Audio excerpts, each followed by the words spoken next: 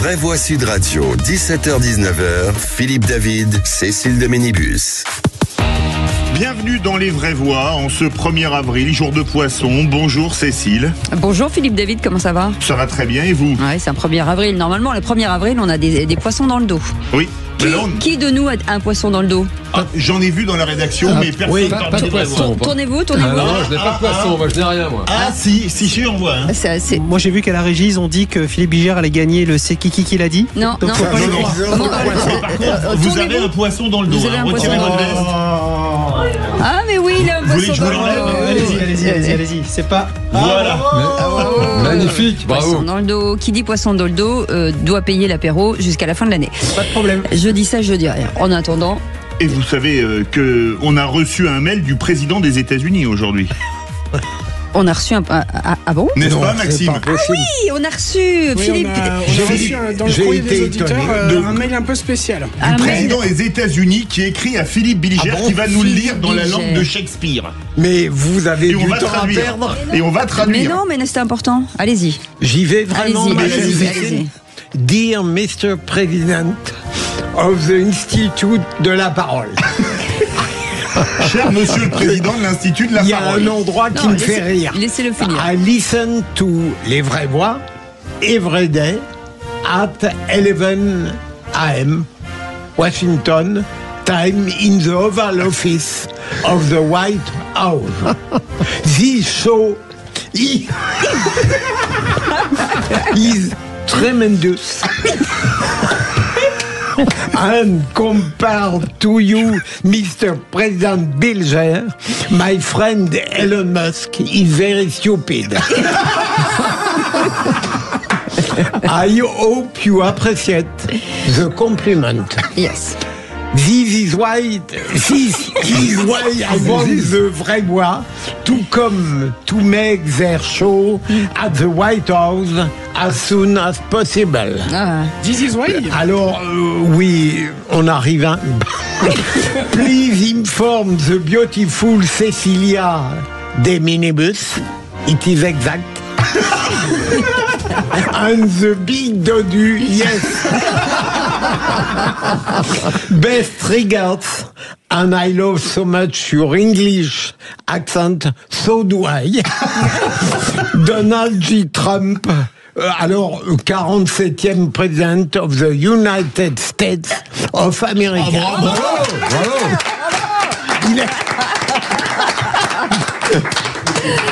Mais extraordinaire, c'est incroyable ça, c'est incroyable. Est-ce qu'il est en ligne? Vous passez Donald Trump, s'il vous plaît? Hey, this is Donald Trump.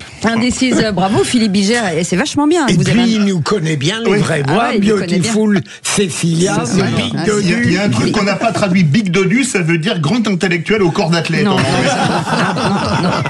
Un problème de traduction, là, je peux dire que c'est pas le bon cas. En tout cas, on vous souhaite la bienvenue. Allez, le sommaire de cette émission avec un peu plus de sérieux.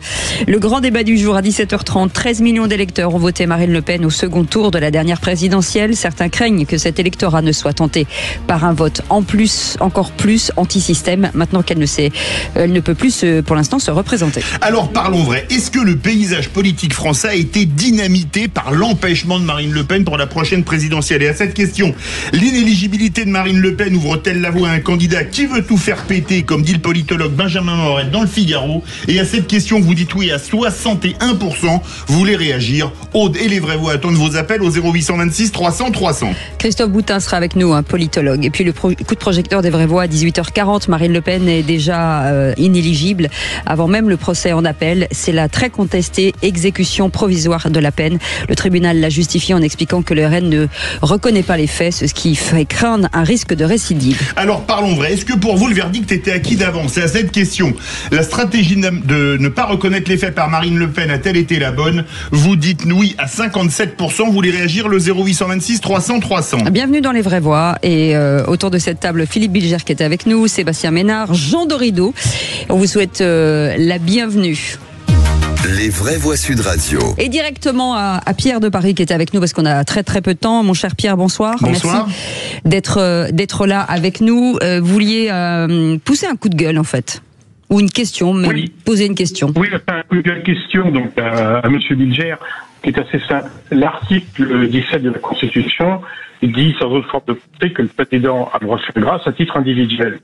Et je me disais, coup de gueule et question, est-ce que le président pourrait gracier la partie définitive, c'est-à-dire la condamnation, l'exécution provisoire, le reste c'est pas fini, ne pourrait passer que sur l'exécution provisoire, ce qui remettrait évidemment un peu de sérénité au débat et permettrait en fait de redémarrer sur des bases peut-être moins passionnées.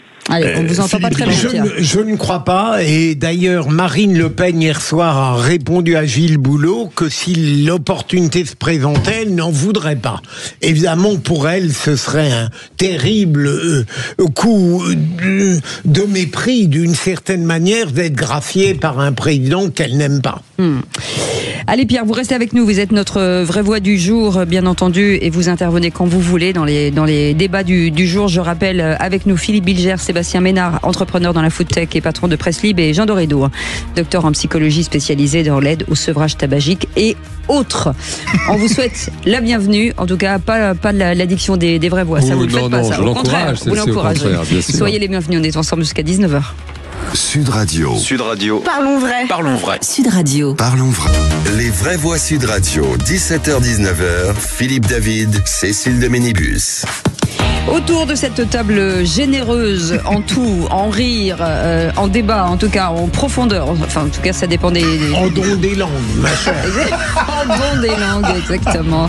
Mon cher Philippe, je vous incite à, puisque j'imagine que Justine, notre spécialiste digitale, va se faire un plaisir de mettre cette séquence sur les réseaux sociaux, donc ça va faire un peu le tour de la planète, Philippe Bilger. Ah, et ouais, qu'est-ce que vous voulez que je vous dise? Là, en ça tout cas, devient dangereux. C'est ça, c'est ça. On va le poster en citant Rappelons Philippe Bilger, président de l'Institut de la Parole, auteur de Me Too Much aux éditions Héliopole, qui a aussi beaucoup d'autodérision et beaucoup d'humour et qu'on salue aujourd'hui. Et Sébastien Ménard aussi, autour de cette table, entrepreneur dans la food tech et patron de Presse Libre, et Jean Dorido, docteur en psychologie spécialisé à l'aide au sevrage tabagique et bien d'autres choses. On vous souhaite la bienvenue dans un instant. Félix Mathieu sera avec nous. Bonsoir Félix. Bonsoir Cécile, bonsoir tout le monde. Et dans les 3 mots dans l'actu, de quoi parle-t-on? Inéligibilité J+1, forcément il en a beaucoup été question avec la riposte du Front National qui lance des pétitions, une manifestation, ambiance houleuse cet après-midi à l'Assemblée nationale où le Premier ministre a entrouvert la porte à une réforme de l'exécution provisoire qui fait que Marine Le Pen pourrait passer à côté de la prochaine présidentielle. En 3 mots, bombe, juge et système. Allez, tout de suite, la voix est au procureur. Les vraies voix Sud Radio, le réquisitoire du procureur. Philippe Bilger. Et un réquisitoire qu'on entendrait bien dans un prétoire. Une juridiction peut-elle dénoncer une stratégie de défense qui ne lui plaît pas? Oui, on continue naturellement aujourd'hui à parler de Marine Le Pen et j'ai été frappé dans le jugement dont j'ai lu les principaux attendus, notamment dans un quotidien contestable mais irremplaçable, que le tribunal se permettait réellement de mettre en cause la stratégie de défense. Et je trouve que c'est s'immiscer dans un domaine qui ne regarde pas un tribunal. Certes, le tribunal entend les arguments de la défense et les contredit, ce qu'il a fait dans l'argumentation du jugement, mais il n'a pas non plus à demander à la partie qui est condamnée d'accepter avec enthousiasme la contradiction qu'on lui apporte. Je trouve que c'est un peu dangereux d'exiger des prévenus, et notamment de Marine Le Pen, de valider une démonstration qui s'oppose à une argumentation qu'elle a développée. Sébastien Ménard, Jean Dorido.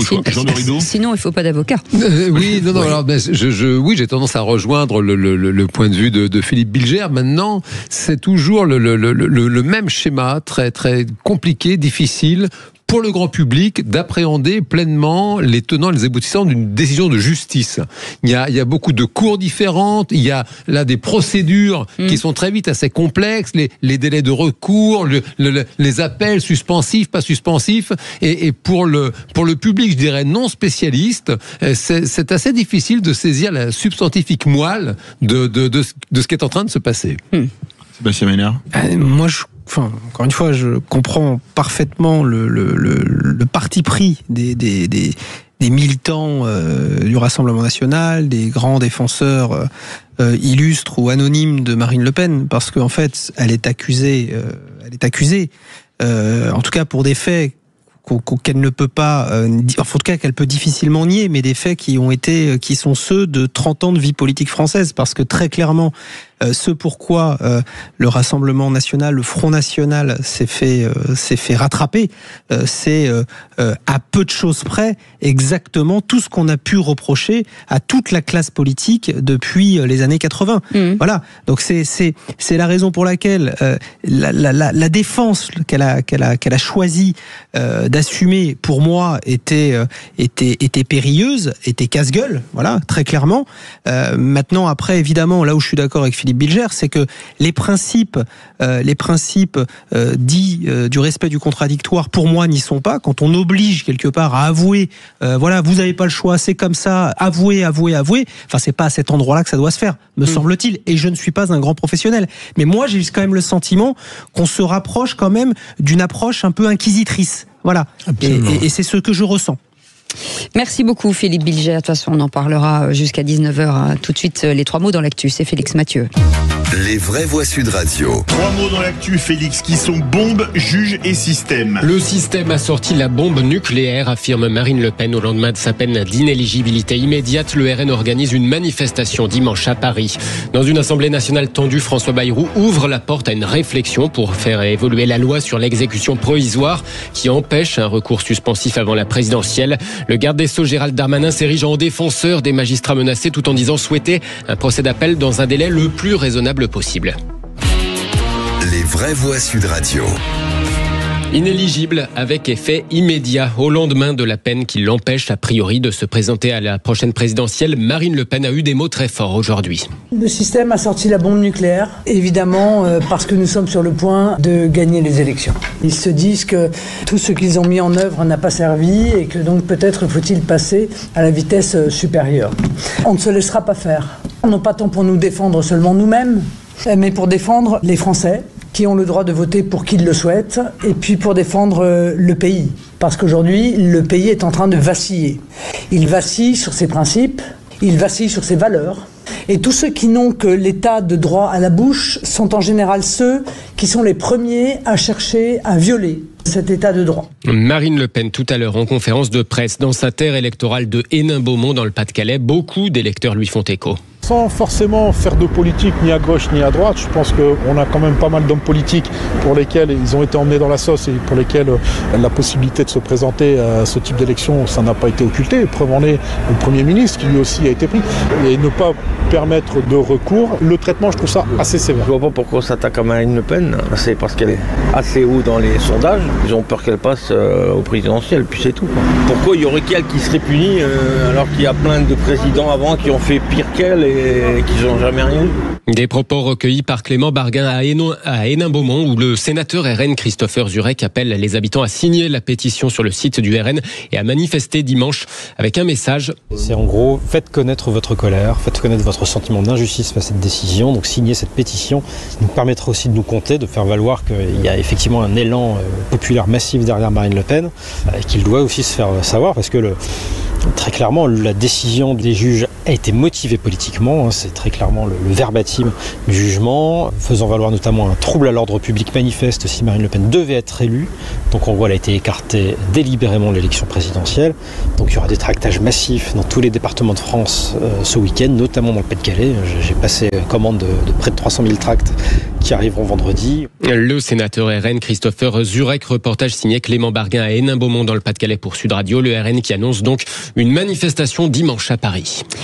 Philippe Bilger, ce quinquennat d'Emmanuel Macron, je pense qu'on aura tout vécu. Ah, absolument. Et lui, d'abord, il faut être juste, il a connu un nombre de crises qu'il a surmonté et maintenant on a quelque chose qui relève d'un séisme politique jamais vu depuis le début de la Ve République, quelles qu'aient été les péripéties parfois intenses ou dramatiques de la vie politique, rien à voir avec ça, où délibérément on écorce la favorite d'une élection présidentielle. Sébastien Ménard, Jean Doredo. Allez-y.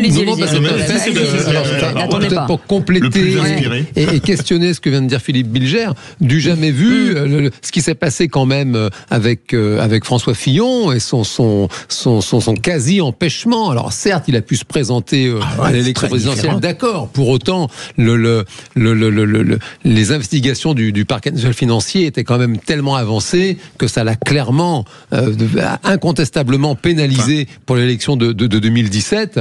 Alors là, c'est vrai que c'est un cran de plus.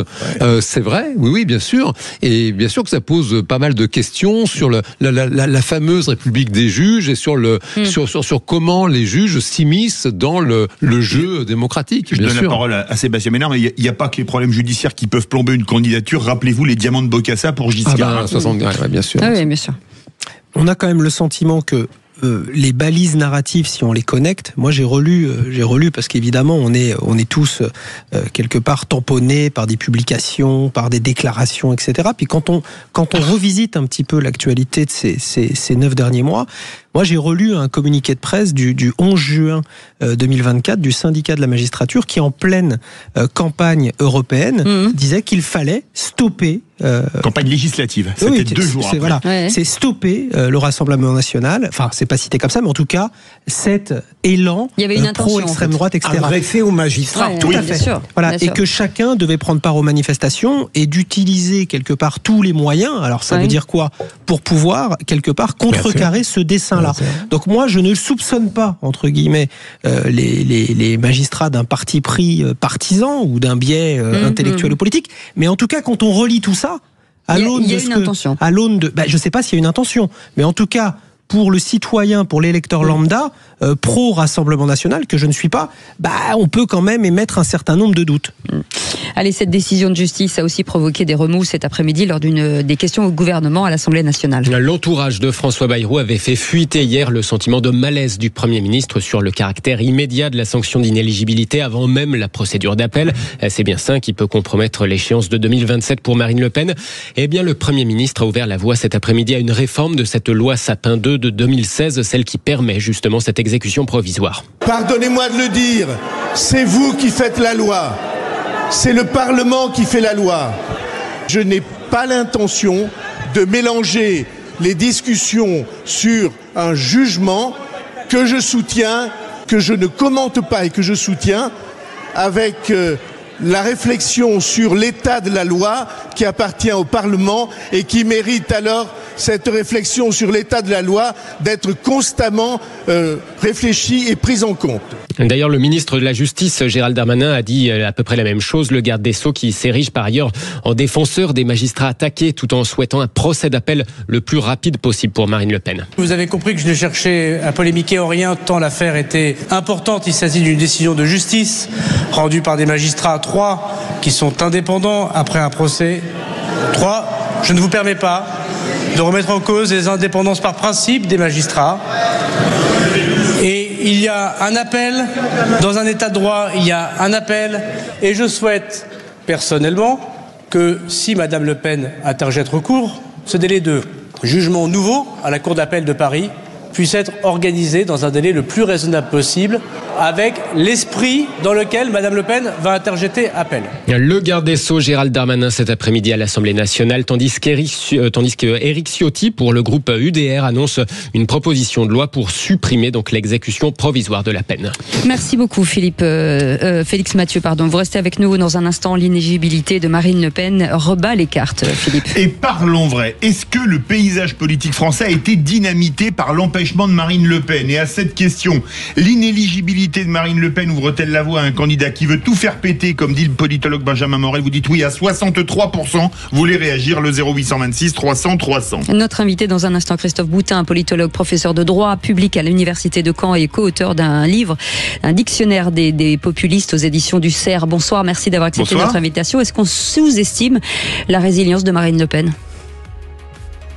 La question n'est pas tellement de la résilience de Marine Le Pen, la question actuellement c'est plutôt la résilience de son parti. Je crois que c'est cela qu'il faudra examiner beaucoup plus que sa résilience propre qui dépend de la justice. On en parle dans un instant, soyez les bienvenus. 0826 300 300, on a besoin de vous pour cette information et pour ce débat. À tout de suite.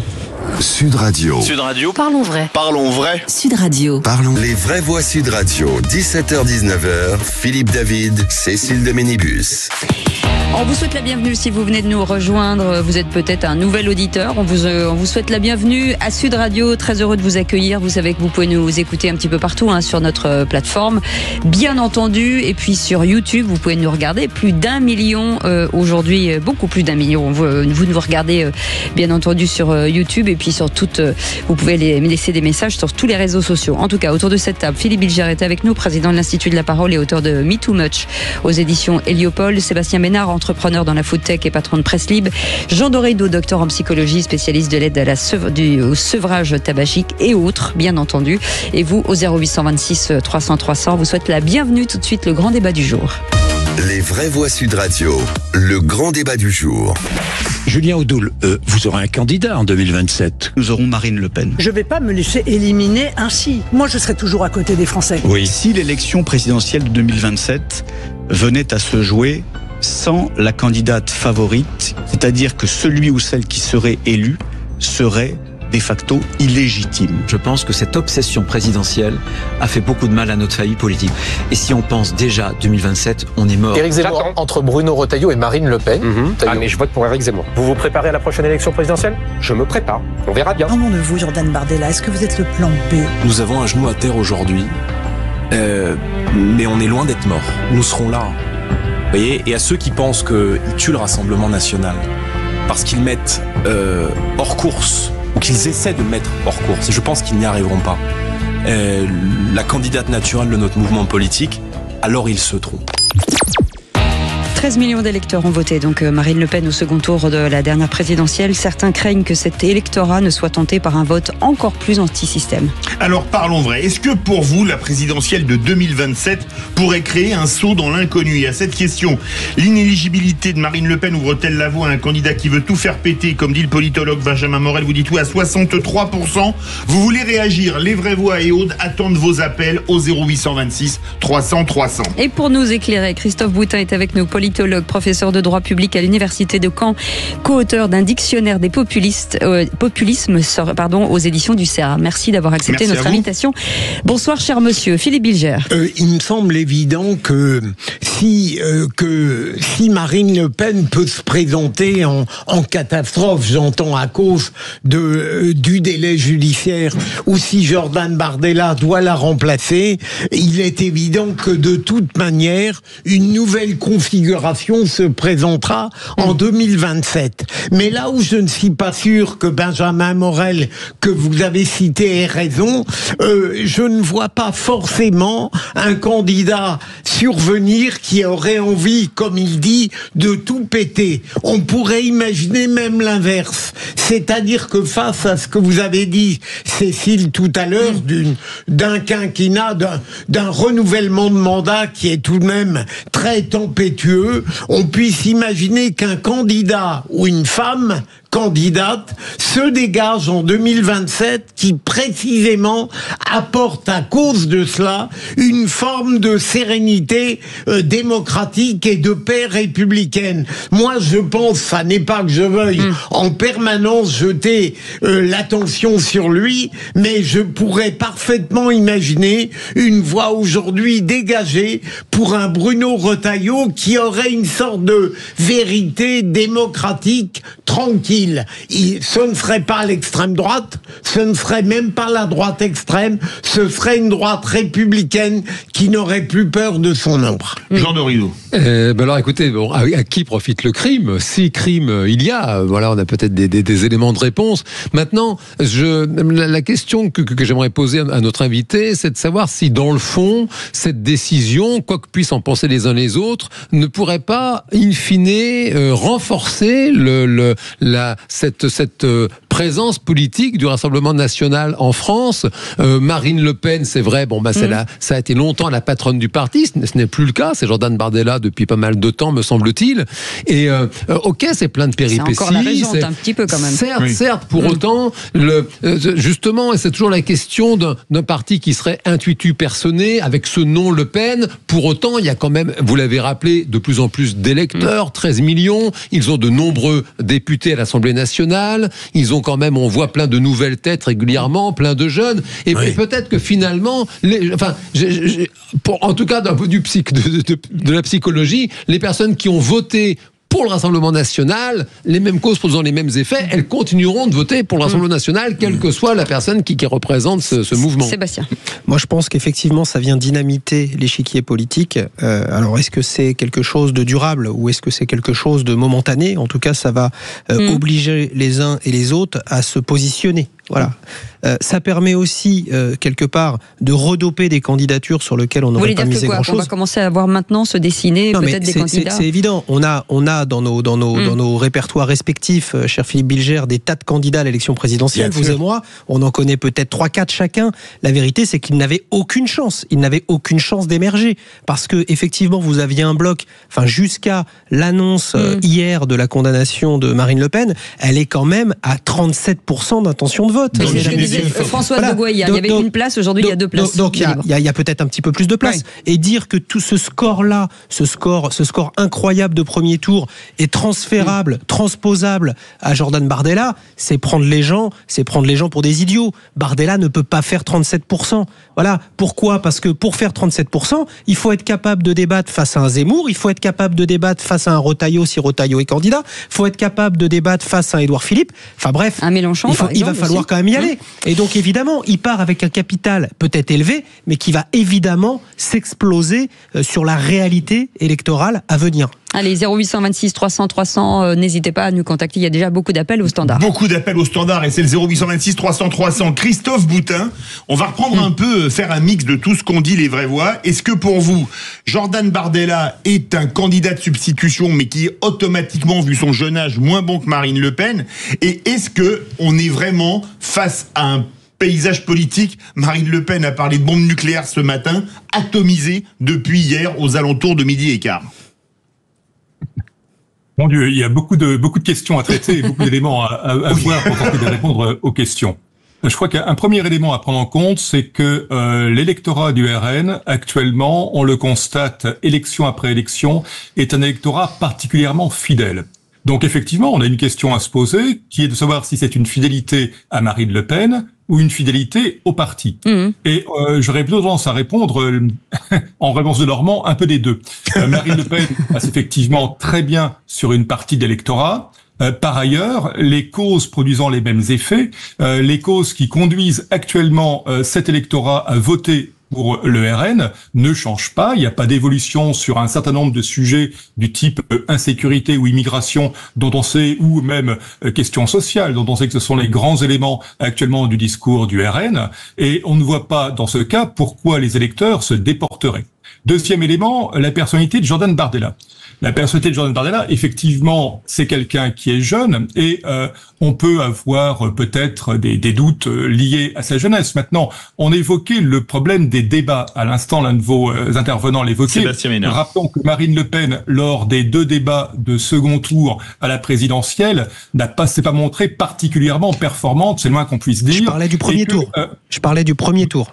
Voilà, j'ai dit. C'est un fait, c'est pas lui faire injure de condamner, c'est pas là qu'elle brille le plus. On le laisse finir, s'il vous plaît. Je veux dire par là que c'était pas, pour l'instant, Marine Le Pen, a été parfois défaillante sur certains débats. Du second tour, j'entends bien, mais du premier tour, elle n'a pas toujours été très performante. Jordan Bardella a montré, par exemple, face à Gabriel Attal dans un débat, des qualités de débatteur qu'on n'attendait pas nécessairement de quelqu'un qui était jeune et qui n'avait pas nécessairement le bagage culturel que auquel M. Attal peut prétendre. Donc ça, c'est un élément important. Le deuxième élément, c'est qu'il faut toujours penser à l'élection en 2 tours. Lorsqu'on évoque les autres candidats, et je suis assez d'accord avec ce que disait Philippe Bilger, bien évidemment, c'est vrai que Bruno Retailleau, ici, apparaît comme un élément important. Pourquoi? Parce que d'un côté, il offre la sécurité, il offre un âge qui est un âge intermédiaire, je dirais, qui plaît assez aux Français, et il pourrait disposer d'un appui du parti. Il est en train d'essayer de le conquérir, mais d'un appui clair et net de son parti. La question est de savoir si Bruno Retailleau est en mesure d'arriver dans les 2 premiers du premier tour, ou si au contraire, les électeurs de Bruno Retailleau ne seraient pas une énorme force d'appoint à un candidat qui serait ici Jordan Bardella ou Marine Le Pen, peu importe, à un candidat du RN en vue du second tour des élections présidentielles. Or, il y a un sondage qui vient de tomber, là on demande aux Français ce qu'ils pensent justement de ce qui vient de se passer. Et on remarque que les électeurs de LR ont une approche plus favorable de Jordan Bardella que de Marine Le Pen. Voilà, et c'est effectivement un effet qui jouait de ce côté-là contre Marine Le Pen. C'est le non Le Pen avec l'ancrage historique. On sait que l'électorat actuellement en France est un électorat plutôt âgé, et cet électorat plutôt âgé restait dans les souvenirs d'un rassemblement national d'autrefois, et on peut se demander effectivement si le changement de personne ne va pas aboutir à avoir une amélioration des reports de voix en second tour.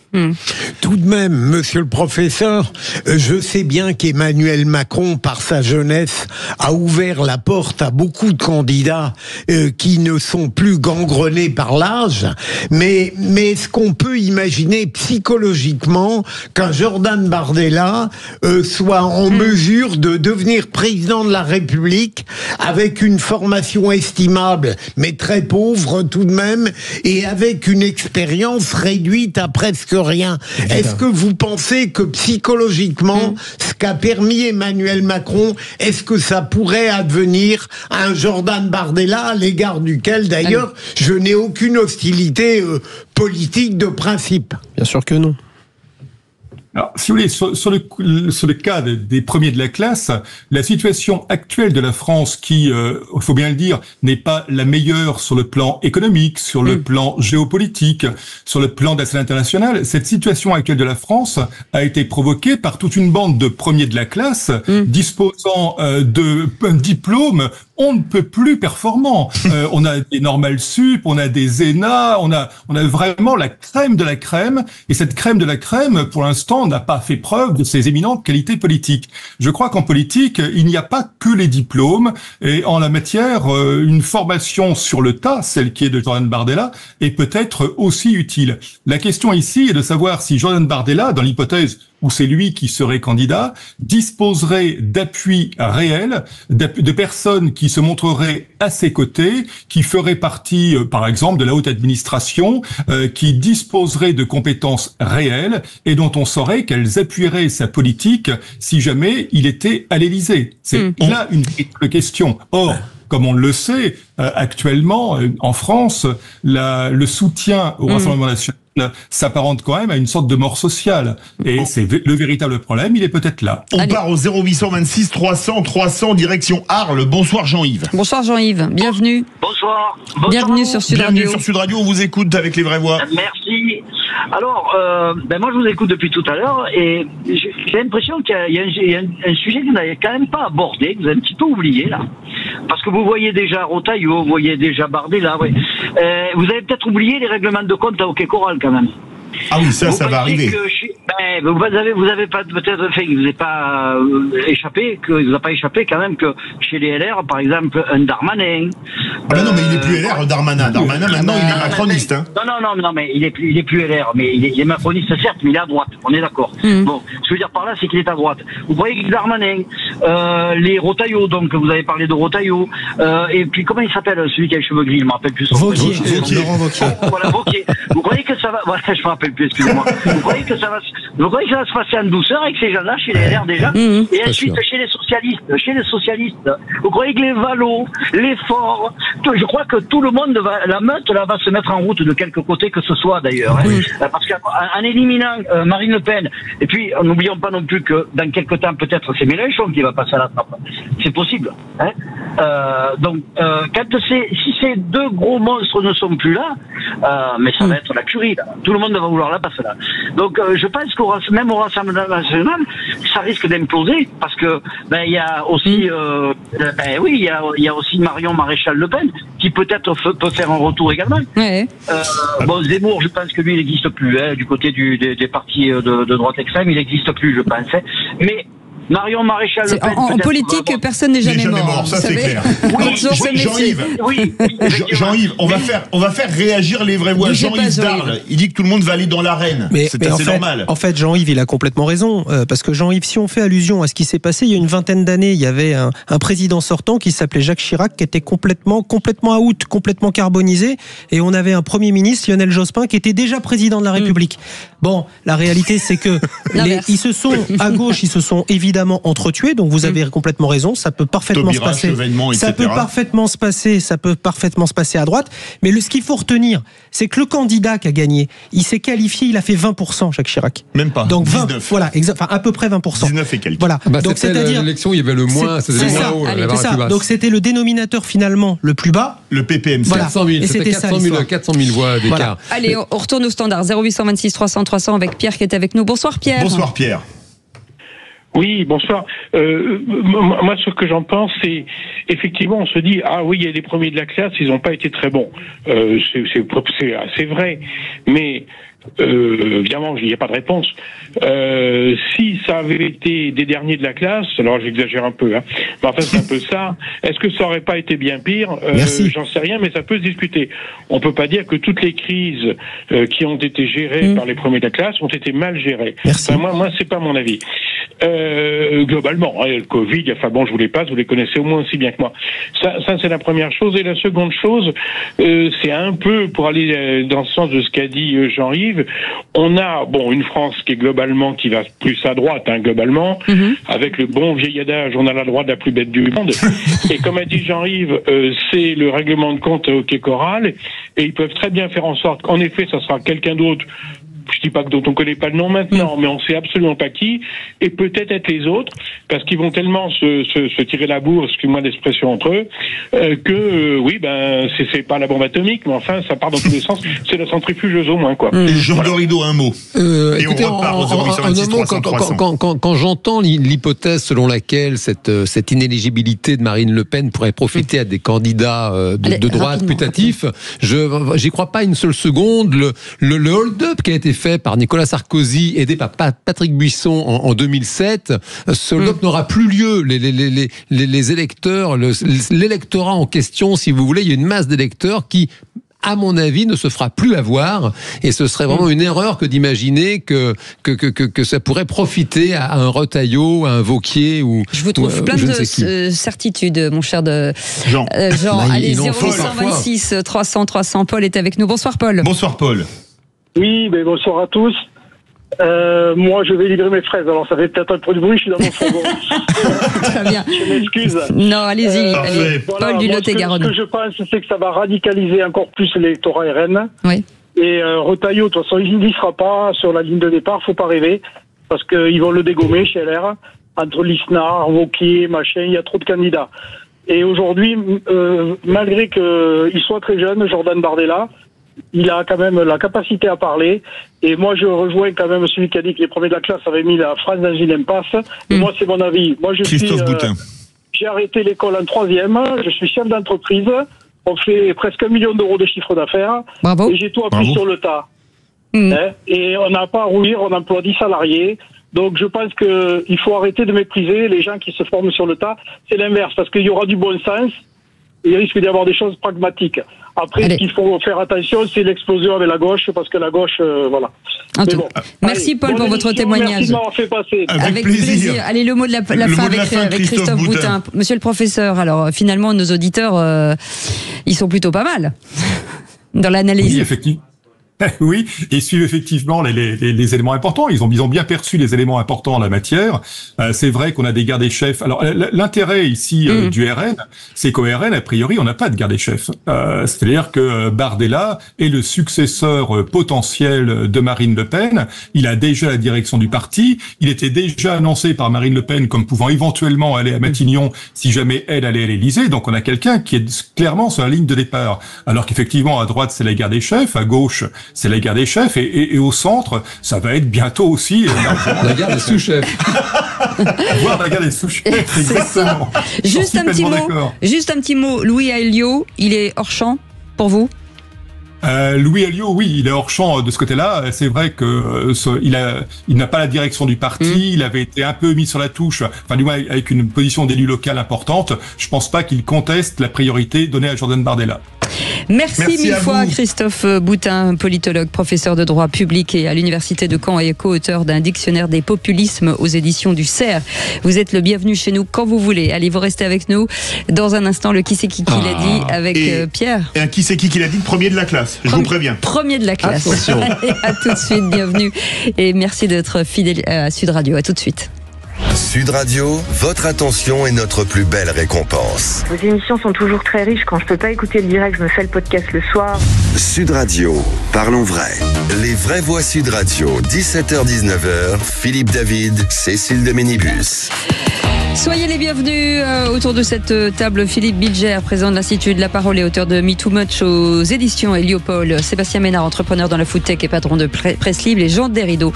Des rideaux, j'ai dit maintenant. C'est plus de rideaux, c'est des rideaux. C'est bien, des ça. rideaux qui sont fermés ou ouverts. Il faut exposer sur un guéri. Docteur en psychologie, spécialiste de l'aide au sevrage tabagique. On vous souhaite la bienvenue avec notre ami Pierre de Paris. Bonsoir Pierre. Oui. Pierre, alors, c'est à vous de lancer le jingle, allez-y. Ok, puisqu'on a parlé de la guerre des chefs et des sous-chefs, alors je lance la compétition du qui c'est qui l'a dit. Oh, bravo Sud Radio, le quiz de l'actu. Et mon cher Pierre, écoutez bien, qui c'est qui l'a dit, si l'élection présidentielle venait à jouer sans la candidate favorite, celui qui serait élu serait un facto illégitime. Pierre. Odoul. Bonne réponse. C'était ce matin sur Sud Radio. Absolument. Qui c'est qui l'a dit? Ça c'est pour Philippe Bilger, mais je vous répondais en premier. Pierre, sur l'inéligibilité de Marine Le Pen, that's a very big deal. Trump. Bonne réponse. Donald Trump. Qui c'est qui l'a dit? Cette décision s'inscrit dans une lente trajectoire extrêmement inquiétante où on voit une élite et des juges de gauche s'autoriser une attitude de plus en plus scandaleuse. Pierre. Je crois que je sais pas. C'est pas Zemmour, non? Non. Marion Maréchal Le Pen. Bonne réponse de Sébastien Ménard qui engrange 3 points. Je crois qu'il vous agace beaucoup, Philippe Bilger, Sébastien Ménard. Non, mais surtout ce qui me frappe, il lève la main. J'ai juste travaillé. Comme si de toute éternité, il connaissait les réponses de la part du Dodu. Comme par Avant hasard. que la personne le dise. Se retrouver avec une telle suspicion sur soi, c'est violent. J'avais aussi les 2 premières, sachez-le. Qui c'est qui l'a dit, Pierre? C'est normal quand on est juge de ne pas être d'accord avec le RN, car c'est un parti qui menace les institutions. C'est un réflexe de survie démocratique de ne pas vouloir que le RN arrive au pouvoir. Pierre. Mélenchon? Non. Ça pourrait être du Tondelier. Bonne réponse de Philippe Bilger. Marine Tondelier, secrétaire nationale Europe Écologie Les Verts. Question qui c'est qui l'a dit? Bravo. Si François Bayrou se parjure totalement sur la question des retraites, il faudrait le censurer. Pierre. Je sais pas. Allez-y.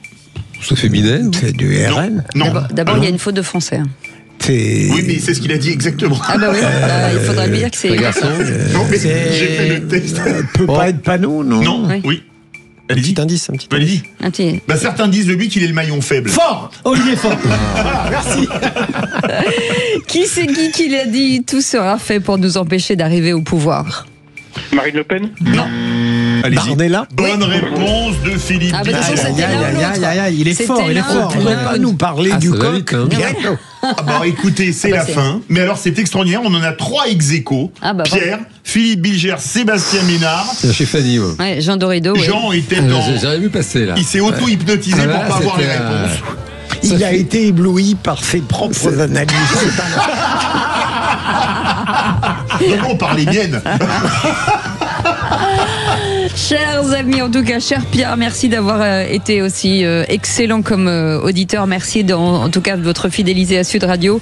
À très bientôt. Vous revenez avec nous quand vous voulez. Dans un instant, le journal. Et puis la météo de Rémi André. Et puis la météo pluvieuse de Philippe David. On ne devrait jamais quitter Montauban. Ah, les tontons flingueurs. Dans un instant, à tout de suite. Sud Radio. Parlons vrai. Parlons vrai. Sud Radio. Parlons vrai. Sud Radio. Parlons vrai. Les vraies voix Sud Radio, 17h-19h, Philippe David, Cécile de Ménibus. Et cette joyeuse tablée aujourd'hui, Philippe Bilger, Sébastien Ménard, Jean Dorido qui discutent, bien entendu, débattent à l'antenne, mais aussi en antenne. Et d'un jour, je mettrai des micros sous ces bureaux. Je vous le dis, je n'arrête pas de le dire, mais ça va finir comme ça. C'est le meilleur. C'est le meilleur. C'est le meilleur. Oui, dis donc, tu m'as piqué mon sandwich. Enfin, tout ça. Mon Dieu. Allez, 0826 300 300, vous nous laissez des messages et on les diffuse à l'antenne. Oui, je verrais bien Louis Alliot qui pourrait avoir un destin politique si Marine Le Pen ne peut pas se présenter parce qu'il est assez modéré, il est très intelligent et il sait très bien manœuvrer. Et moi j'en suis contente à Perpignan personnellement alors que j'ai pas voté pour eux. Hein. Je ne suis pas, je me suis abstenue. Voilà, je vous remercie beaucoup pour vos émissions en tous les cas. Merci beaucoup Eliane de Perpignan. Philippe Bilger. C'est auditrice. Vous avez raison Cécile, il a été évoqué hier, mais je dirais ça me paraît peu probable, voire inconcevable, parce que quitte à choisir face à de l'inconnu, il vaut mieux tenter la jeunesse, me semble-t-il extrême, plutôt que la maturité qui a fait ses preuves, mais qui est un petit peu sur une forme de déclin mûr. Je ne le vois pas comme candidat à la place de Jordan Bardella. Sébastien pardon. Le Rassemblement national n'a aucune chance d'imposer un candidat au deuxième tour de l'élection présidentielle en dehors de Marine Le Pen. Aucun.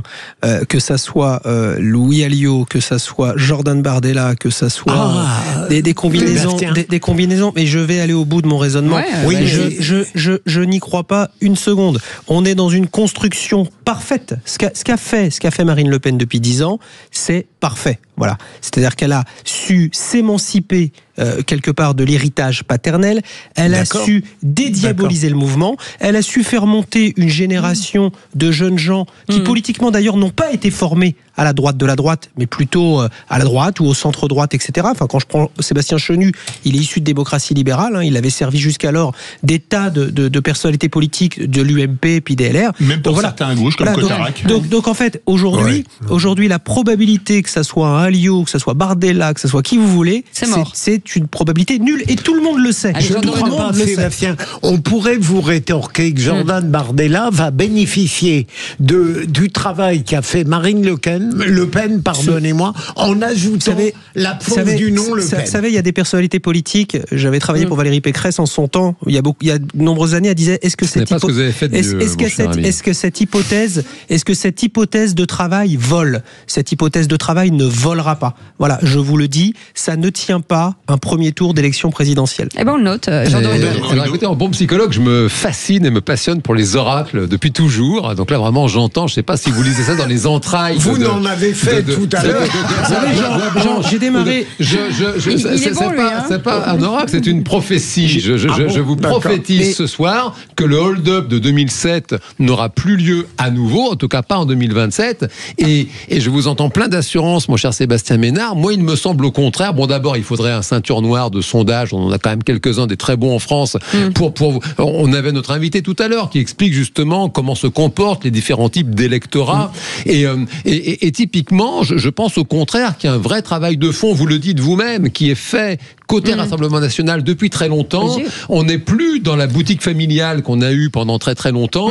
Et il y a une transmission de témoins qui a été faite sur la personne de Jordan Bardella. Quant à Louis Alliot, qui est manifestement, c'est vrai, un très bon maire de Perpignan, en tout cas apprécié des électeurs, il y en a d'autres. Hein. Rachkin, je crois, à Fréjus, c'est très populaire, il a été réélu. Enfin, ils ont, pour le coup, si vous voulez, on voit ce mouvement, si vous voulez, qui était groupusculaire il y a 50 ans, prendre de plus en plus d'ampleur. Et je vous trouve très, très sûr de la Je vais vous dire, j'ai fait trois pronostics dans ma vie. En 2000, j'ai dit au président Chirac qu'il serait, et j'étais un jeune cadre du RPR et on n'était pas nombreux, il y avait quasi plus personne dans ce mouvement. Je lui avais dit qu'il affronterait Jean-Marie Le Pen, il a affronté Jean-Marie Le Pen.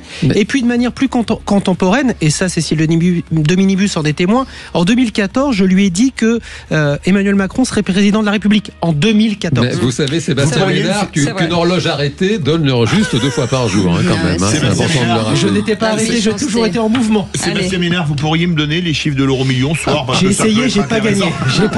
250 millions. Non, ils ont été gagnés vendredi. Non, mais ils ont été gagnés. Non, les 245, mais il y a 250 qui arrivent bientôt. Là. Ouais, c'est ça. Faut pas le dire. Vous savez quoi, allez vous détendre, allez au bar tabac et revenez dans un instant. Allez, dans un instant, le coup de gueule, la pluie avec Philippe David. Non, c'est le bourrasque, la bourrasque. Parfois, le bon sens provincial ne ferait pas de mal. Dit-il en me regardant. Vous avez bien raison. Allez, à tout de suite.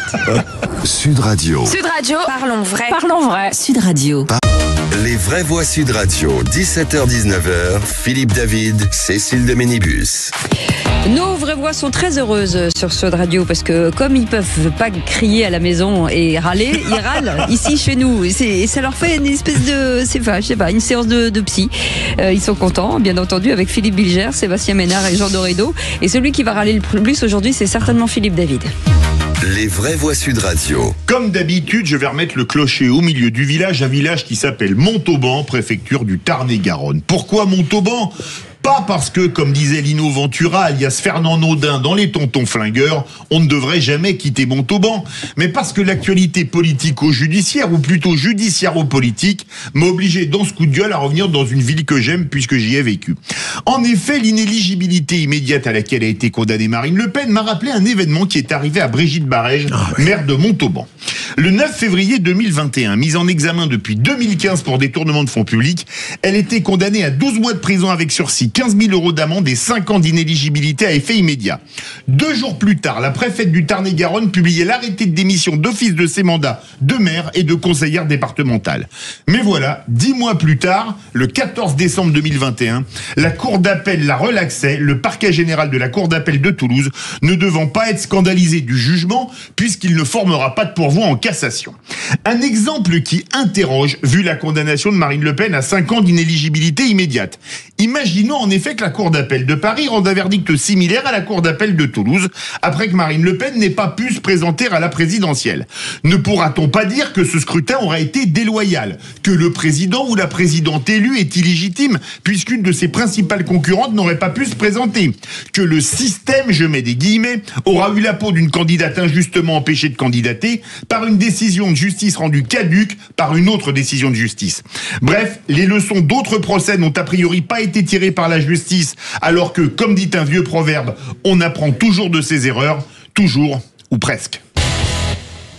Après avoir critiqué les prophéties de mes amis, je vais en faire une. Vous, à juste titre, vous évoquez l'affaire Barège, qui est citée en exemple très souvent. Je n'imagine pas une seconde, mais je suis prêt à tenir le pari que le Rassemblement national puisse être relaxé en appel. Mais ça, c'est un point de vue, parce que la matérialité des infractions semble constituée, mais n'empêche que votre coup de gueule est très remarquable tout de même, parce qu'il montre qu'il y a parfois des choses qui peuvent apparaître scandaleuses. Jean Dorido. D'abord, c'est intéressant. Voilà, Philippe Bilger connaît le sujet, donc c'est vrai que pour le coup là, les pronostics là sont pour le coup très intéressants. Maintenant, bon, c'est un fait. Sans vouloir mettre les pieds dans le plat, regardez typiquement un homme politique comme Dominique Strauss-Kahn avait un boulevard pour être président. Il a été empêché pour des raisons judiciaires graves de se présenter. Il a été complètement blanchi, innocenté par les justices françaises, américaines, bref, complètement sorti de tout ça, et c'est un fait que, il n'empêche que ça l'a empêché, et ça a empêché un destin qui aurait vraiment changé complètement l'histoire de notre pays et de la politique de la France. Aligné avec ce que vous dites, mon cher Philippe David, à un petit détail près. Je suis un peu comme un certain nombre de personnes autour de cette table, moi persuadé qu'effectivement les faits les faits qui sont reprochés à Madame Le Pen comme à sa famille politique sont constitués, sont avérés. Encore une fois, je l'ai dit, je le redis ici, un certain nombre de familles politiques ont utilisé des moyens publics, ici en France ou à Bruxelles ou ailleurs, pour financer l'activité militante de leur famille politique. Donc c'est un fait. Là où je suis complètement raccord avec Philippe Bilger, c'est qu'effectivement, il faudrait qu'il appelle tout de suite maintenant. Et je pense qu'effectivement, la peine sera confirmée. Comme Brigitte Barrès, la seule chose qui, démocratiquement, me gêne, c'est, pour moi, l'illégibilité. Ça, c'est au peuple français de décider.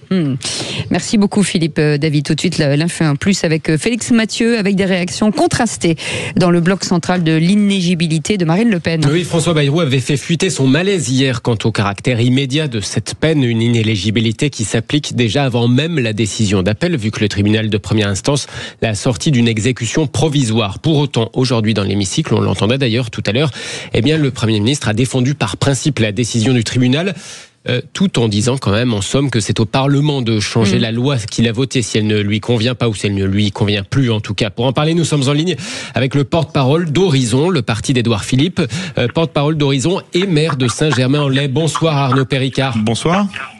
Bonsoir. Merci d'être avec nous dans Les Vraies Voix sur Sud Radio. Est-ce qu'on peut imaginer qu'une décision, même fondée juridiquement, soit gênante politiquement quand on parle quand même d'une candidate qui a été portée à 2 reprises au second tour de la présidentielle par les électeurs ? Je crois que vous en avez une illustration, en tout cas, de ces 24 heures. En tout cas, quand on voit évidemment... On vous entend très mal, Arnaud Monsieur Péricard. le maire, on vous entend très mal. Est-ce que peut-être vous êtes en haut-parleur? Si c'est le cas, est-ce qu'on pourrait enlever le haut-parleur? Je crois que ça peut venir de ça. Peut-être que c'est mieux comme ça. Oui, c'est beaucoup plus clair. Très bien, on vous entend. D'accord. Non, je disais effectivement qu'il y a un émoi politique. Il est là. Émoi politique d'ailleurs que je n'avais pas entendu pour... les décisions concernant Hubert Falco ou Laurence Harribagé ou d'autres, effectivement, de nos amis politiques qui avaient été assujettis à la même peine d'application immédiate sur leurs mandats électoraux. Donc, il ne faudrait pas non plus qu'il y ait 2 poids 2 mesures dans l'indignation. Je pense que c'est important. Évidemment, là, on est dans quelque chose qui revêt une émotion un peu plus particulière, mais je voulais simplement rebondir sur ce que vous avez évoqué et ce que disait le Premier ministre sur sa loi. Moi, je rappellerai simplement que cette loi Sapin 2 de 2016, Édouard Philippe ne l'a pas votée à l'époque. Et qu'aujourd'hui, je pense qu'il appartient aux législateurs de prendre leurs responsabilités s'ils estiment que ce dispositif législatif ne doit plus s'appliquer à l'avenir, qu'ils prennent leurs responsabilités, qu'ils déposent une proposition de loi, et on verra bien. Mais voilà, effectivement, un remède qui pourrait être mis en place rapidement. Donc pour vous, le juge n'a fait qu'appliquer la loi existante, quoi. Alors pardon, juste pour les champions là, du droit, est-ce qu'à ce moment-là, ça pourrait avoir des effets rétroactifs si l'Assemblée... Vous avez autour des micros le spécialiste du droit à travers Philippe Bilger. Il pourra vous dire... Il y a des années la rétroactivité de la loi pénale plus douce, c'est possible. C'est possible. Mais il y a un risque, je pense, constitutionnel. Il faudra analyser ça de manière un peu plus précise. Mais en tout cas, si on ne souhaite pas qu'une telle situation puisse se reproduire, il va bien falloir peut-être prendre des responsabilités législatives en la matière. Sébastien Ménard. En tout cas, tout ça peut encourager désormais le Rassemblement national d'engager pour un motif divers et variés, voire fallacieux, une motion de censure pour faire tomber ce gouvernement et pour permettre de redistribuer les cartes. Parce que ça, c'est ce qui pend au nez de l'équilibre instable dans lequel nous sommes installés plutôt confortablement depuis quelques mois. Ce qui va être intéressant, surtout Arnaud Péricard, c'est la stratégie que va développer aujourd'hui, à partir de maintenant, le Rassemblement national, que ce soit juridiquement parlant et politiquement parlant. Surtout politiquement. Il y a une triple stratégie. Juridiquement parlant, j'ai entendu Rodolphe Bossu, l'avocat de Marine Le Pen, ce matin, donc énoncer qu'ils allaient faire appel. Donc ils sont lancés dans cette course contre la montre judiciaire et j'ai entendu les propos du garde des Sceaux souhaitant également que cette procédure puisse se dérouler le plus rapidement possible. Je rappelle qu'il y a 24 plaignants.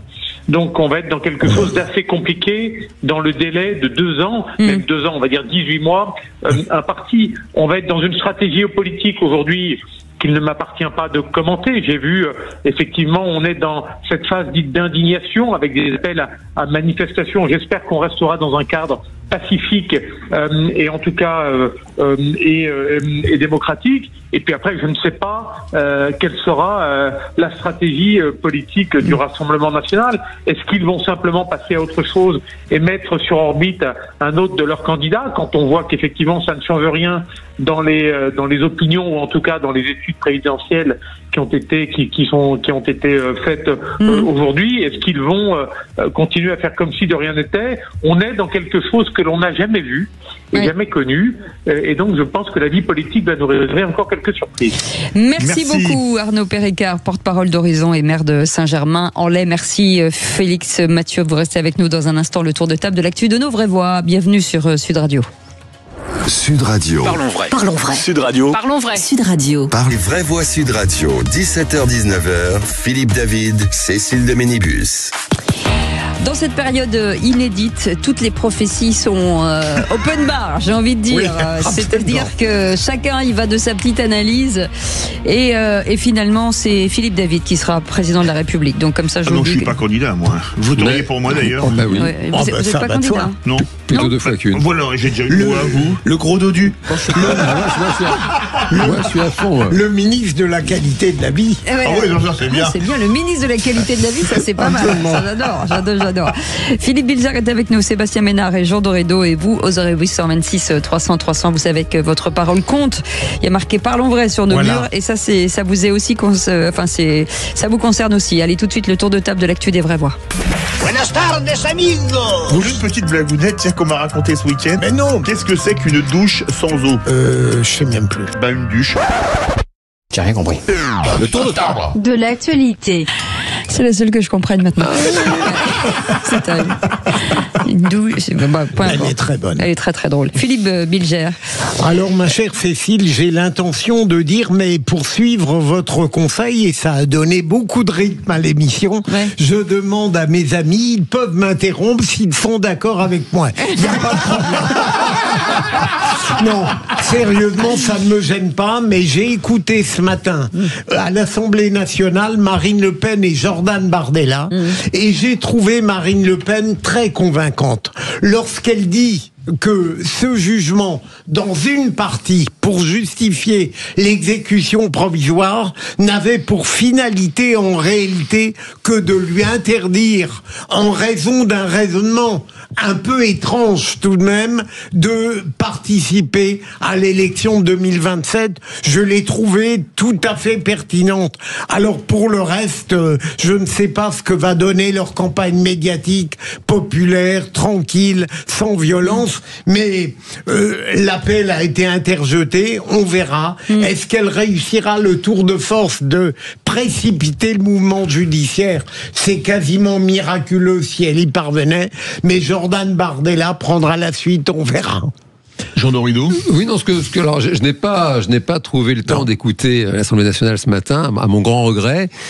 Pour autant, oui, ce que je note sur Elle était habitée, hein. C'est vraiment. Ah non, certainement. Et ce que je note, ça, j'ai trouvé le temps de regarder un petit peu l'actualité internationale. Il y a une espèce d'élan de soutien. Alors bon, c'est sûr que c'est connoté, hein. Oui, Donald Trump clairement a eu un mot pour la soutenir. Vladimir Poutine, un mot de soutien. Jair Bolsonaro au Brésil. Monsieur Victor Orban qui dit carrément à la Kennedy je suis Marine Le Pen. Donc Poutine, c'est un sale coup, hein. C'est-à-dire que toute la question, c'est de savoir si avec des amis comme ça on a toujours besoin d'ennemis. Ça, voilà, l'avenir le dira. Pour autant, il y a quand même on voit se détacher à l'international ce fameux courant. Après, je comme vous rappelle que Mélenchon l'a soutenu aussi quelque part. Hein. Oui. Vous savez qu'il a peut-être sa place dans cette cohorte. Il y a sûrement des points communs entre toutes ces personnes-là, et notamment le point commun d'une posture assez radicale, assez hard, pourrait-on dire. Et il y a vraiment, et même le président Macron avait parlé d'une espèce d'international comme ça, et là c'est un fait, manifestement, à l'étranger, on voit se détacher cette espèce de ligne assez dure qui soutient Marine Le Pen, c'est un fait. Sébastien. Philippe Bilger, vous avez raison, elle était plutôt convaincante, habitée, sincère.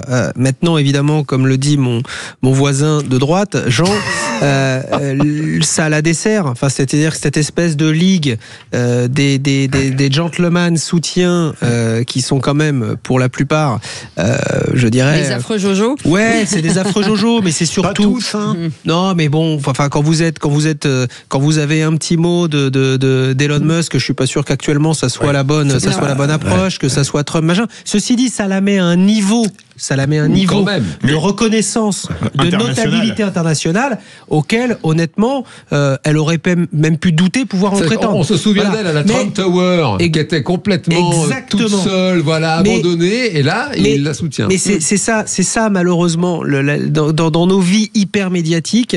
Je pense que l'exercice de ce matin à l'Assemblée nationale eût été plutôt une réussite, de mon point de vue, en termes de sincérité, d'explication, etc. Même si effectivement, moi je pense que tout ce qui lui est reproché lui méritait d'être reproché. Voilà. Mais l'exercice qui consiste à aussi quelque part mettre en avant tous ces soutiens internationaux, pour le coup, comme le dit Jean, la dessert.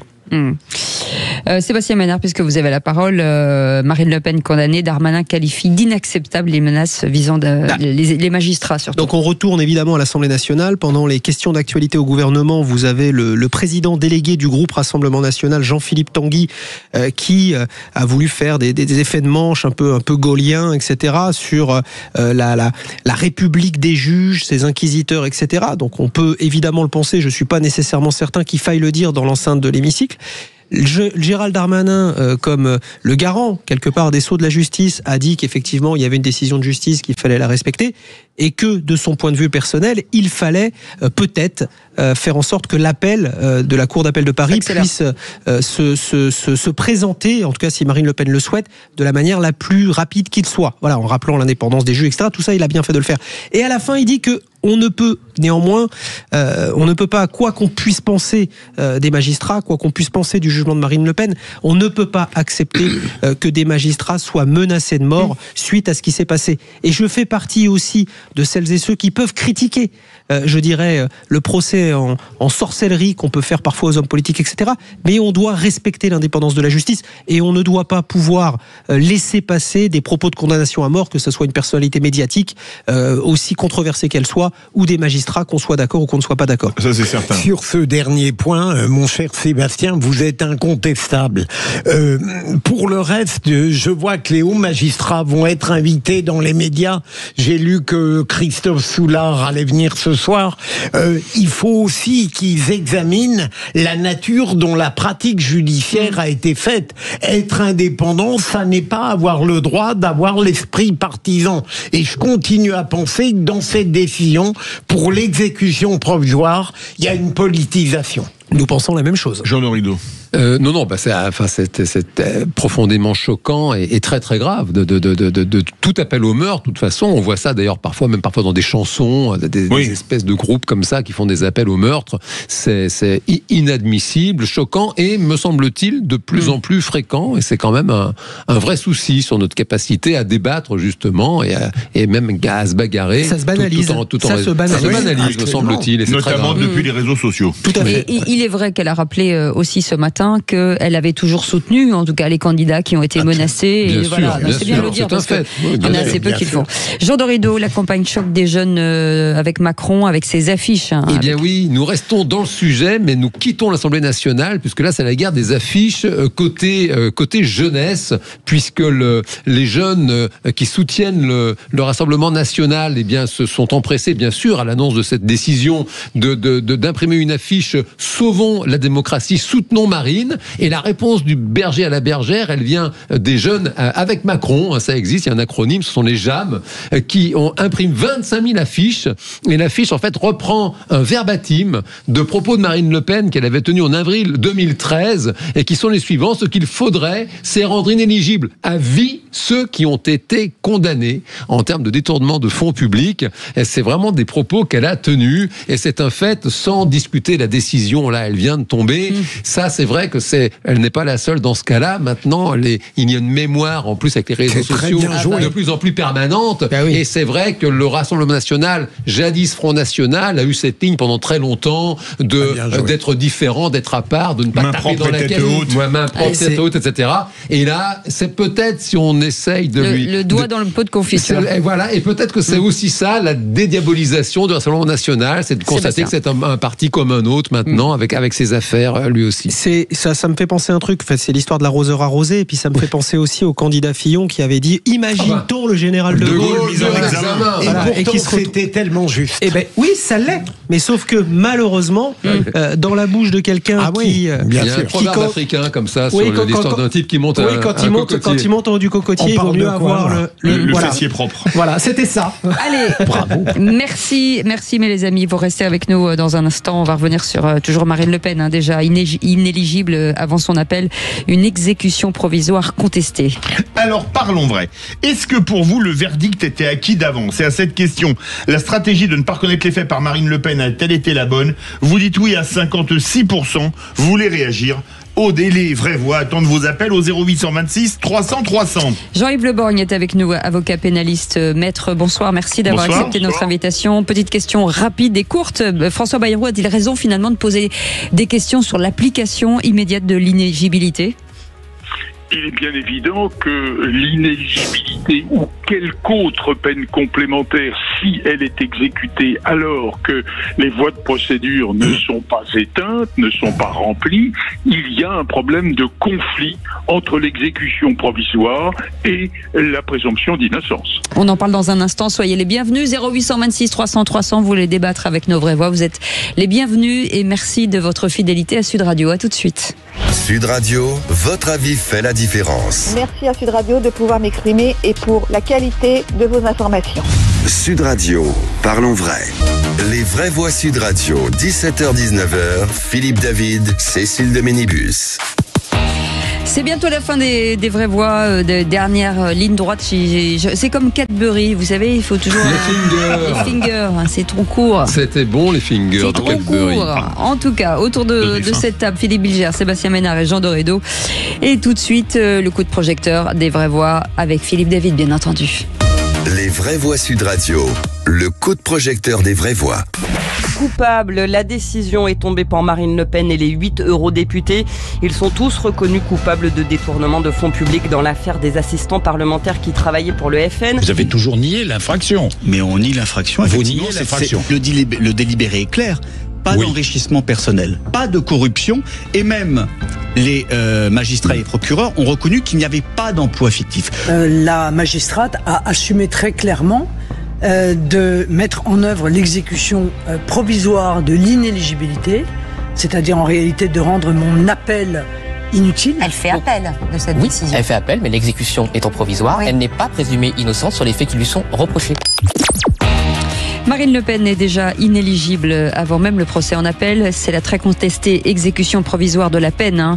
Le tribunal l'a justifié en expliquant que le RN ne reconnaît pas les faits, ce qui fait craindre un risque de récidive. Alors parlons vrai. Est-ce que pour vous la stratégie de défense a une grande importance dans un procès? Et à cette question, la stratégie de ne pas reconnaître les faits par Marine Le Pen a-t-elle été la bonne? Vous dites oui à 56%.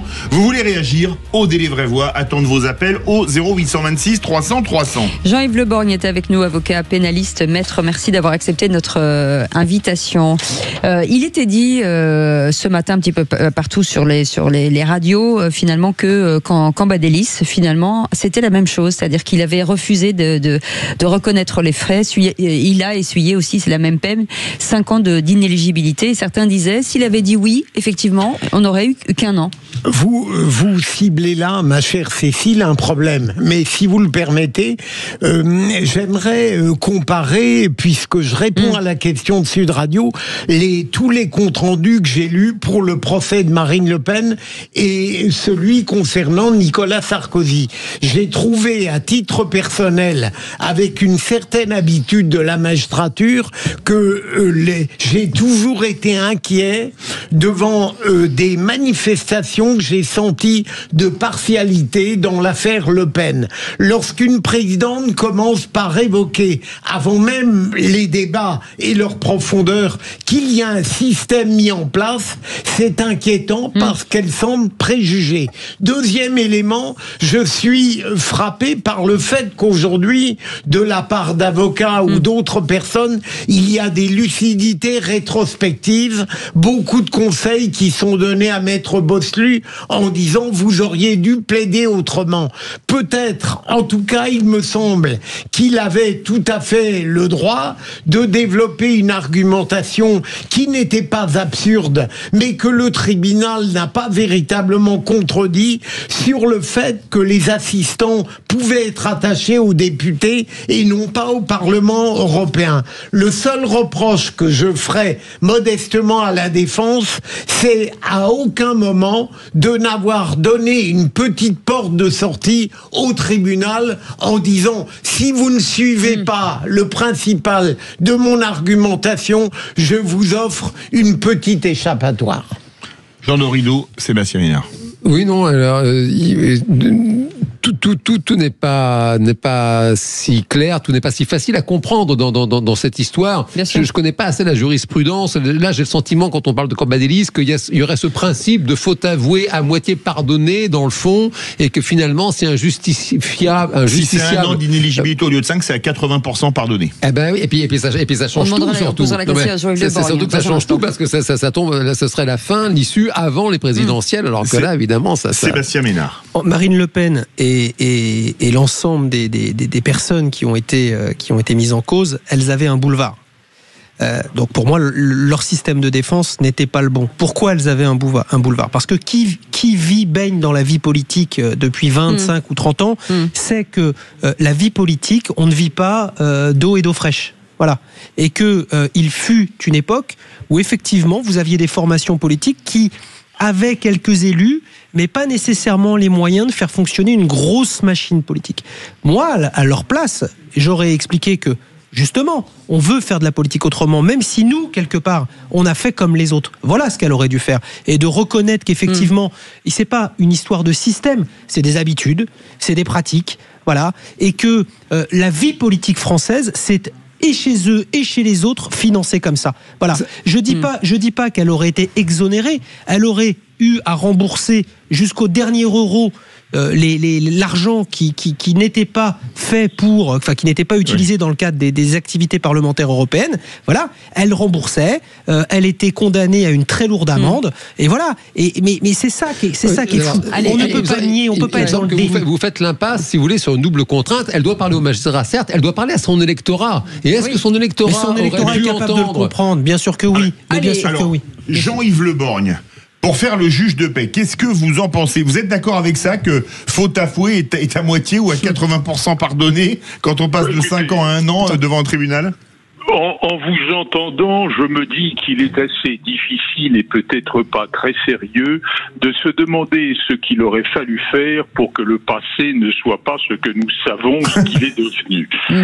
Il y a toujours des conseillers de l'après-coup. En réalité, c'est vrai que les magistrats se sentent plus à l'aise et peut-être intellectuellement moins en conflit avec ceux qu'ils jugent lorsque ceux-ci reconnaissent les faits. Mais ils doivent apprécier une culpabilité, pas un système de défense. Et puis, il y a un phénomène, c'est que j'entendais quelqu'un parler à l'instant du financement de la vie politique et du fait, au fond, que les arrangements, les combines diverses pouvaient être admissibles quand on était pauvre. Ça n'est pas dans l'air du temps. Alors, la vraie question, c'est que je suis convaincu qu'un juge qui se respecte ne peut pas apprécier la gravité des choses en fonction du système de défense de celui qu'il juge. Alors maintenant, il y a aussi les irritations, les agacements auxquels nul ne peut échapper, même ceux qui sont magistrats, qui essaient d'écarter les humeurs et les sentiments de surface. Beaucoup de réactions au 0826 300 300, direction Paris. Bonsoir Bruno, je vous demandais d'être bref. Bonsoir à tous, je suis déjà très heureux d'écouter cette émission. Merci. Plaisir, merci. Et je vais vous donner mon avis. Comme disait La Fontaine, que vous soyez épuisant ou misérable, les jugements de la Cour vous rendront blanc ou noir. Là, pour le coup, pour le coup, je dirais que Madame Le Pen est passée à la moulinette de la justice qui a toujours les yeux fermés avec 2 bras sur des balances, et que quelque part, beaucoup d'hommes politiques de gauche ont même été pris la main dans le pot de confiture, comme vous aimez le dire. Pourquoi pas Madame Marine Le Pen? J'irais même à dire, dans une boulangerie, que vous soyez gros, petit, noir, blanc, vous mettez la main dans la caisse, vous êtes viré de la boulangerie. Voilà. Voilà, c'est tout. Je veux dire, et même, je dirais que c'est un très mauvais exemple, parce qu'il y a des petits gangsters, des petits trafiquants qui disent, alors nous, on est au poste, et puis elle va pas aller au poste. Ah bah non, elle est politicienne, puis elle a pris plus fort que toi, elle a pris des millions. Alors, t'es un petit à côté d'elle. Et je connais d'autres escroqueries du côté du Midi, où des gens ont perdu des fortunes sur des montages immobiliers. Bon, est-ce que ces gens vont passer à travers? Oui, je dis que la justice doit être la même pour tous. Pour tout le monde. La même pour tous. Les menottes sont pour tout le monde. Il n'y a pas des gens à qui on les met pas. C'est tout. Et M. Sarkozy en est le gros exemple. Il est très mal à l'aise en tant qu'ancien président. Tous les dossiers ressortent. La justice fait son boulot. Pour une fois, la justice, on ne va pas lui reprocher de faire son job. Reste avec Merci nous, Bruno. On a Olivier qui nous appelle de Beaucaire. Bonsoir Olivier. Oui, bonsoir. Moi, j'ai une petite réflexion parce que je suis d'accord avec Marine Le Pen de dire si je suis innocent, je ne veux pas dire que je suis coupable. Par contre, ce qui m'intrigue beaucoup, c'est l'inéligibilité. Le tribunal français, alors que c'est un Parlement européen qui englobe plein de pays, est-ce que cette inéligibilité existe dans les autres pays ? Ah écoutez Olivier, on va poser la question à Jean-Yves Le Borgne, notre expert du jour, avocat pénaliste. Jean-Yves Le Borgne, l'inéligibilité, on prend le coup pour le reprononcer, c'est une exception française ou ça existe dans beaucoup de pays ? Alors écoutez, je n'ai pas les connaissances techniques suffisantes pour vous répondre, mais je dirais que là n'est pas la question, puisque c'est une citoyenne française qui est jugée par un tribunal français en fonction de faits qui, pour une large part, se sont déroulés sur le territoire français. Donc cette question, elle est amusante, mais elle n'est pas juridiquement très sérieuse. La seule chose qui est vraiment un problème sur lequel il faut s'interroger, c'est quelle est la légitimité de l'exécution provisoire d'une peine, quelle qu'elle soit. Je ne parle pas seulement de l'inéligibilité, alors qu'il existe des voies de recours, alors que la personne va être en appel considérée comme présumée innocente. Et surtout, il faut savoir une chose, c'est que si vous êtes arrêté à la barre, vous comparaissez libre, vous êtes arrêté à la barre, vous êtes mis en prison, vous faites appel, vous pouvez demander immédiatement votre libération à la cour d'appel. Et j'ai vu fréquemment que ce genre de requête était suivi d'un effet positif.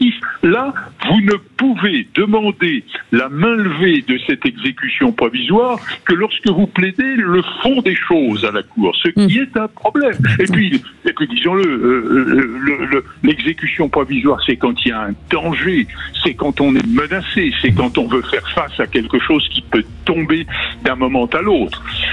Ça n'est peut-être pas le cas d'espèce. Ouais. Mais c'est un peu comme en Turquie et en Russie, parce que c'est comme ça qu'on met de côté les candidats à peu près valables.